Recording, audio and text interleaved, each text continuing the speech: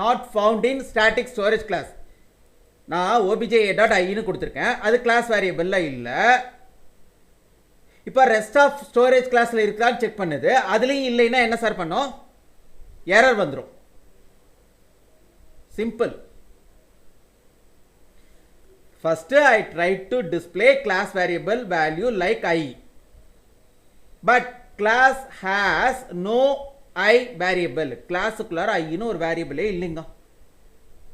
Class வேரியபிளுக்குள்ளார அதாவது class வேரியபிள்ல I ன்னு ஒன்று இல்லை. அப்போ compiler check it out. If I variable found in any other storage class, வேற ஏதாவது ஒரு ஸ்டோரேஜ் கிளாஸ்ல I ன்னு இருக்கா, அந்த ஐயோட வேல்யூவை எடுத்துட்டு வந்து obj.i மூலமா டிஸ்ப்ளே பண்ணிட்டேன். அவ்வளோதான், முடிஞ்சு போயிடும். ஓகே, இது உங்களுக்கு புரியுதுன்னு நினைக்கிறேன். இப்போ இதைத்தான் இங்கே சொல்லியிருக்காங்க. Following statement try to access class variable. Class I variable like following statement try to access class variable like I using objects. யாரை பயன்படுத்தியா? ஆப்ஜெக்ட்ஸை பயன்படுத்தி கிளாஸுக்குள்ள இருக்கிற I என்ற ஒரு வேரியபிளை டிஸ்ப்ளே பண்றதுக்கு முயற்சி பண்றாங்க. அதாவது கிளாஸ் வேரியபிள் ஐயை டிஸ்ப்ளே பண்றதுக்கு முயற்சி பண்றாங்க. Note, class here class have no I class variable. Here class have no I class variable. So object try to access static storage class I variable. கிளாஸுக்குள்ளார I ன்னு ஒரு class variable இல்லாததுனால other storage கிளாஸ்ல இருக்கிற ஐயை access பண்றதுக்கு முயற்சி பண்ணுது. யாரு? Object. சரி, ஆப்ஜெக்ட் previously refer, previouslyங்கிறத விட initially refer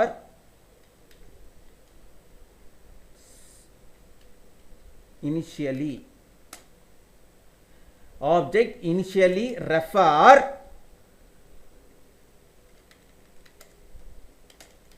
class variable. Object initially try to refer class variable and exist static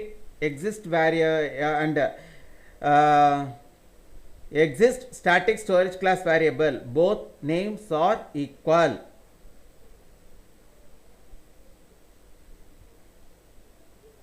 Object initially try to refer class variable and exist static storage class variable. Both names are should equal. Both names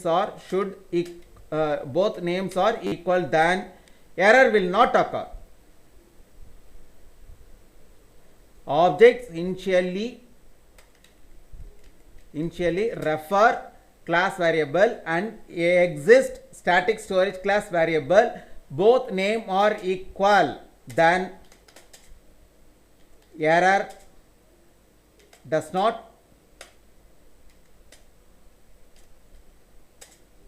occur. வராது.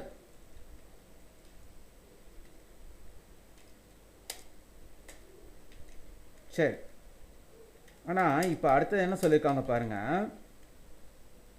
இந்த இடத்துல. அப்போ எப்போ error வரும்? Object initially refer, இதை வேணாலும் இப்படியே எழுதுது. ஓகேவா? Object initially refer class variable and exist static storage class variable name. Both names are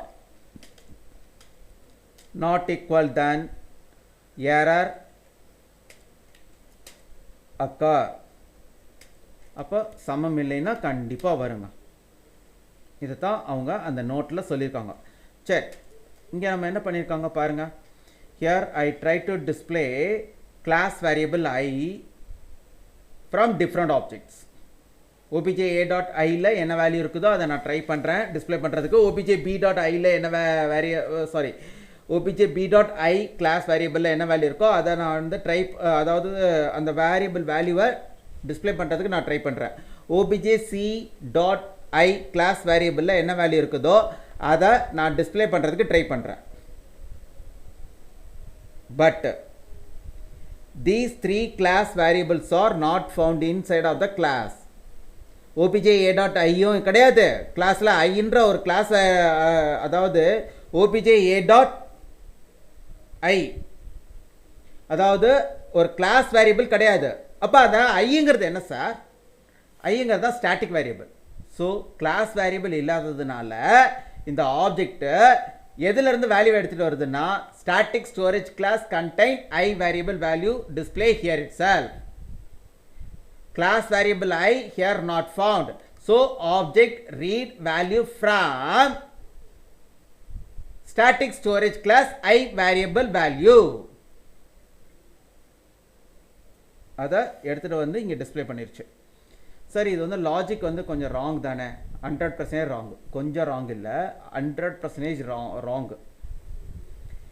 எப்படி சார் சொல்கிறீங்க அப்படின்னீங்கன்னா, டிஃபால்ட்டாக நம்ம எல்லாருமே ஜென்ரலாக என்ன தெரியுமா நினச்சிக்குவோம்? ஒரு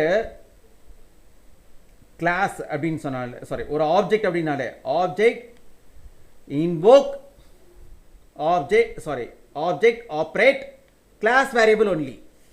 but here object operate or invoke static storage class value. static storage class variable invoke பண்ணதுனால தான் நம்மளுக்கு பாருங்க அவுட்புட் என்னென்ன வந்திருக்கு. அந்த static storage class variable என்ன ஸ்டோர் பண்ணுமோ அதே தான் வந்திருக்கு. obj a dot i லியும் ஒன்று தான் இருக்குது, obj b dot i லியும் ஒன்று தான் இருக்குது, obj c dot i லியும் என்ன தான் இருக்குது? ஒன்று தான் இருக்குது. சரி சார், அதெல்லாம் ஓகே. இப்போ பாருங்க அடுத்ததில் class variable addresses are different according to object. obj a dot j ஓட அட்ரஸோ obj b dot j ஓட அட்ரஸோ obj c dot j ஓட அட்ரஸோ ஈக்குவல் இல்லைன்றது நம்மளுக்கே தெரியும். வேரியபிள் நேம் தாங்க சேம். இப்போ நம்ம என்ன பண்ணியிருக்காங்க அப்படின்னீங்கன்னா,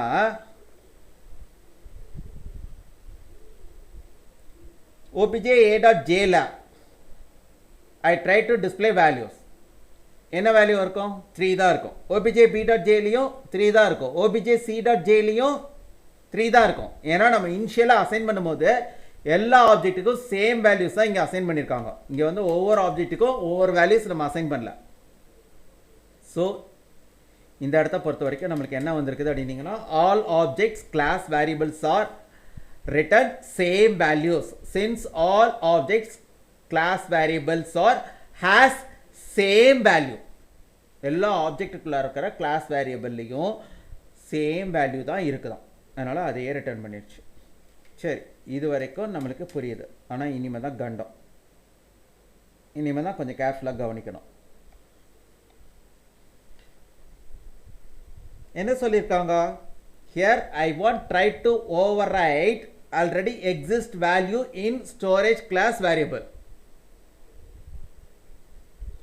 ஏற்கனவே எனக்கு ஐங்கிற ஒரு ஸ்டாட்டிக் வேரியபிளில் என்ன வேல்யூ இருந்துச்சு? 1. அந்த 1 எரேஸ் பண்ணிட்டு என்ன வேல்யூ போடுறாங்க? 9. எதில்? Static storage class